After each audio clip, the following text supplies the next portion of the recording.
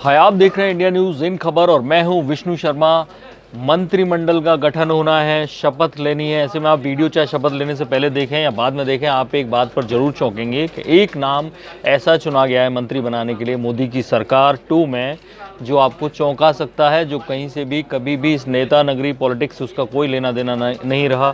वो पूर्व विदेश सचिव एस जयशंकर हैं। और मैं आपको मैं एक फ़ोटो दिखाना चाह रहा हूँ उनका, कि इस तस्वीर में आप देखिए 3 लोग हैं। ये एस जयशंकर हैं, ये आप जानते ही होंगे अजीत डोभाल मोदी जी के साथ।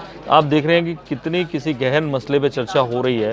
ये मोदी जी के काफ़ी करीबी रहे हैं और इस व्यक्ति को मोदी जी ने ना केवल विदेश सचिव बनाया, बल्कि जब रिटायर हुए जनवरी 2018 में 3 साल के अपने कार्यकाल के बाद विदेश सचिव के तौर पर, तब इन्हें 2019 में पद्मश्री भी दी गई।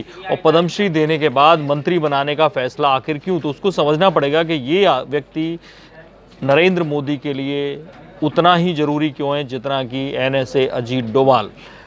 मैं आपको एक तस्वीर और दिखा रहा हूँ। ये तस्वीर है ओबामा के साथ। जिस वक्त नरेंद्र मोदी ने प्राइम मिनिस्टर की शपथ ली थी पहली बार, यानी 26 मई 2014 में, तब आपको ध्यान होगा कि उनका सितंबर में दौरा हुआ अमेरिका में और ओबामा ने कैसे उन्होंने दोस्ती के हाथ बढ़ाए और किस तरह से उनका स्वागत किया। बाद में यहाँ रिपब्लिक डे की परेड में भी आए मुख्य अतिथि बनकर, और जिस तरह से मोदी ने कहा भी कि मैं तू तड़ाक बात होती है ओबामा से। तो इस सब का जो बड़ा क्रेडिट है वो एस जयशंकर के हिस्से जाता है। उस वक्त 2013 से 2015 विदेश सचिव बनने तक वो USA यानी अमेरिका के एम्बेसडर थे भारत के। तो ऐसे में अमेरिकी प्रशासन पर उनकी अच्छी पकड़ थी। लेकिन मैं आपको एक तस्वीर और दिखा रहा हूँ, कैसे कितने जो करीबी रिश्ते बनाने में एस जयशंकर ने अहम भूमिका निभाई थी ओबामा से। इसके अलावा ये तस्वीर आपको याद आ रही होगी, शी जिनपिंग चाइनीज़ प्रीमियर हैं, कैसे झूला झूल रहे हैं गुजरात में। इस तस्वीर को लेके बड़ा मजाक भी उड़ाया गया। आपने देखा होगा चाइना से बॉर्डर डिस्प्यूट रहा, कई बार चाइनीज़ फ़ौजें आती रहीं अरुणाचल के पास, जो डिस्प्यूटेड एरिया माना गया, भारत अपना कहती रही।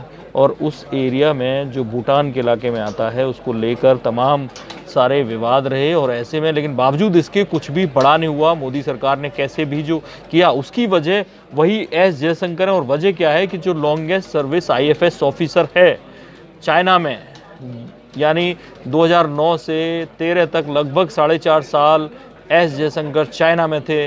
और चाइना में उन्होंने इतनी अच्छी पकड़ बना रखी है कि जो वहाँ का पावर क्लास है, पॉलिटिकल क्लास है, उसके हर एक नेता से उनके अच्छे रिश्ते हैं। उन्होंने कैसे भी कोशिश करके शी जिनपिंग और मोदी के अच्छे रिलेशन, कम से कम वो इतने तनावपूर्ण ना हो, और तनावपूर्ण हो भी तो उनको कैसे सुलझाया जाए, एस जयशंकर को बखूबी आता है।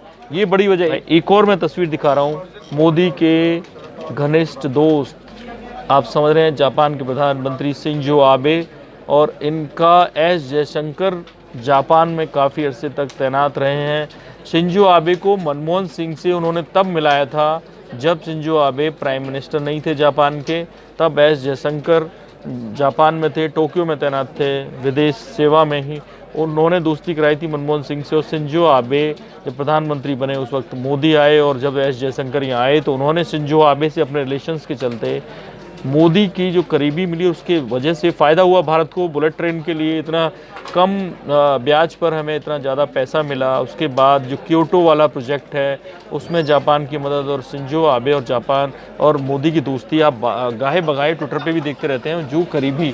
और ये कई अरसे से, यानी अमेरिका, चाइना और जापान, 3 देशों के जो बड़े बड़े नेता मोदी के करीब आए, उसकी एक बड़ी वजह इन तीनों ही देशों में एस जयशंकर की पकड़ रही और वो उनके करीबी लोगों में शामिल है। और मोदी लगातार, भले ही दूसरे विदेश सचिव आ गए, लेकिन मोदी उनकी कमी फील कर रहे थे। और मोदी लगातार, जब भी मोदी ने जैसे ही अमेरिका से बुला के सबसे पहले उन्हें विदेश सचिव बनाया, उसके बाद 3 साल का जब विदेश सचिव का काम खत्म हुआ, हालांकि पाकिस्तान में उन्होंने कभी काम नहीं किया, लेकिन पाकिस्तान से हमारा टकराव लगातार जिस तरह से बना रहा, और उसमें कैसे एस जयशंकर ने भी अच्छी भूमिका निभाई कि बाहर, यानी बाकी जो देश हैं, हमने 2 बार पाकिस्तान पे एक तरह से सर्जिकल स्ट्राइक की, उसके बावजूद बाकी देशों से रिश्ते ना बिगड़े, इसमें एस जयशंकर की अहम भूमिका उस वक्त रही। हालांकि दूसरी स्ट्राइक के वक्त वो नहीं थे, लेकिन उनके संबंध अभी भी नरेंद्र मोदी के काम आते हैं, भले ही वो सेवा में नहीं है। इसलिए 2019 में उनको ऑबलाइज किया गया, उनको पद्मश्री दी गई, लेकिन कहीं ना कहीं मोदी उनका इस्तेमाल ज़्यादा करना चाहते थे, इसलिए उनको सरकार में शामिल होने का न्योता दिया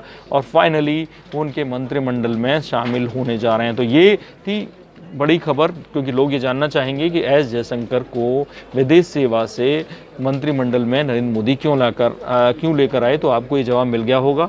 बाकी बड़ी खबरों के लिए देखते रहिए इंडिया न्यूज़, सब्सक्राइब करें इन खबर। थैंक यू, नमस्कार।